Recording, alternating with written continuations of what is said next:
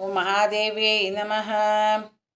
இன்னைக்கு நம்ம சௌந்தர்ய லஹரியுடைய ஸ்லோகம் 92 எப்படி பிரித்து படிக்கிறது, அதை எப்படி உச்சரிக்கிறதுங்கிறத பார்க்கலாம்.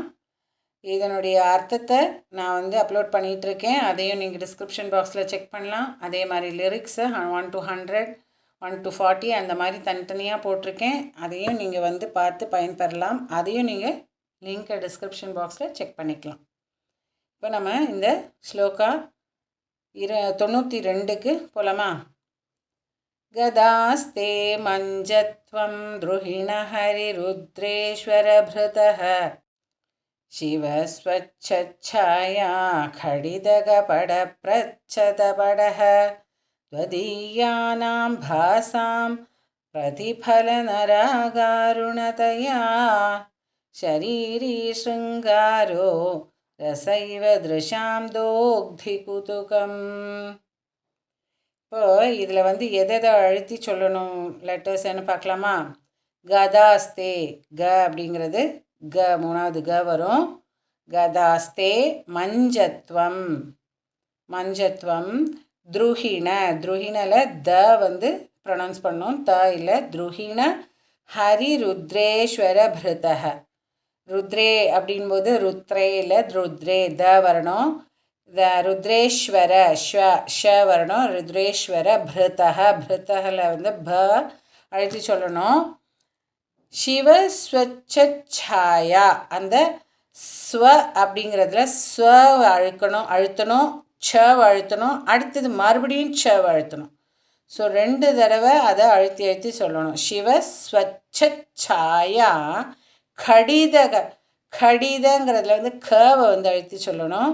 கடித ட வரணும், டீயில் ட. கடித க பட பிரச்சத பிரச்சத படக, அங்கேயும் சவை அழுத்தி சொல்லணும். அடுத்ததில் த இல்லை த, ட ட இல்லை ட. ஓகே, பிரச்சத பிரச்சத படக அப்படின்னு வரும். ஸோ இது உங்களுக்கு கொஞ்சம் கஷ்டமாக இருக்கலாம், ஆனால் அதை பிரித்து நம்ம படிக்கும்போது ஈஸியாகிடும். துவதீயானாம்ல த சொல்லணும், த இல்லை த. துவதீயானாம் பாசாம், பாசாமில் பா, ப அழுத்தி சொல்லணும். பிரதிபல நாராகாருணதயா, பிரதிபலங்கிறதுல ப அழுத்தி சொல்லணும். பலன ராகா அப்படிங்கிறதுல க சொல்லணும், க நாகாருணதயா. ஷரீரி ஷ வரணும், ஷரீரி ஸ்ருங்காரோ ஷ வரணும், ஸ்ருங்கா கா வரணும். ஸ்ருங்காரோ ரச இவ திருஷாம் த வரணும், திருஷாம் தோக்தி, தோ அப்படிங்கிறதுல த வரணும், தோக்தி. தீங்கிறதுல தீன்னு வரணும். நடுவில் இருக்கிறது இக்கு இல்லை க, தோக்தி கூத்துகம். கூத்துகம் அப்படிங்கிறது ஆர்டினரியாக நம்ம ப்ரொனவுன்ஸ் பண்ணால் போதும். இப்போ இதை எப்படி பிரித்து படிக்கிறது அப்படிங்கிறத பார்க்கலாமா? இப்போ இதில் ஃபஸ்ட்டு லைன் கதாஸ்தே அப்படின்னா கதாஹா அஸ்தே, கதாஹா தே அப்படிங்கிறது வரும். ஏன் இஸ் வருது இல்லையா, ஸோ அங்கே ஆஹா அப்படிங்கிற வார்த்தை வரும். கதாஹா தே மஞ்சத்வம் த்ருஹிண ஹரி ருத்ரேஸ்வர பிருதः. த்ருஹிண ஒரு வேர்டு, ஹரி ஒரு வேர்டு, ருத்ரேஸ்வர ஒரு வேர்டு, பிருதः. இப்போ பிரித்து இப்படி படிச்சிங்கன்னா ஈஸியாக இருக்கும். சிவக சிவஸ்வச்சாயா அப்படி வருது இல்லையா, அது சிவக ஸ்வச்ச சாயா கடித கபட பிரச்சத படக. இதை இப்படி பிரிச்சிங்கன்னா ஈஸியாக இருக்கும். சிவக ஸ்வச்ச சாயா கடித கபட பிரச்சத படக அப்படிங்கிற மாதிரி பிரித்து படிங்க. துவதீயானாம் பாசாம் பிரதிபலன ராக, பிரதிபலன ராக அருணதயா அப்படிங்கிற மாதிரி வரும்.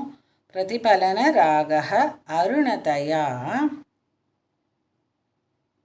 ஷரீரி ஸ்ருங்காரோ ரச இவ திருஷாம் தோக்தி குதுகம். இதெல்லாம் ஈஸியாக ஒவ்வொரு வேர்டாக இருக்குது. சரி, இப்போ இது உங்களுக்கு புரிஞ்சிருக்குன்னு நினைக்கிறேன். நான் மறுபடியும் இதை பிரித்த மாதிரியே நான் இந்த ஸ்லோகாவை படிக்கிறேன். கதாஸ்தே மஞ்சத்வம் துருஹிண ஹரி ருத்ரேஸ்வரபிருதः சிவஸ்வச்சாயா खडित कपट प्रच्छदपटः त्वदीयानां भासां प्रतिफलनरागारुणतया शरीरी शृङ्गारो रसैव दृशां दोग्धिकुतुकम्.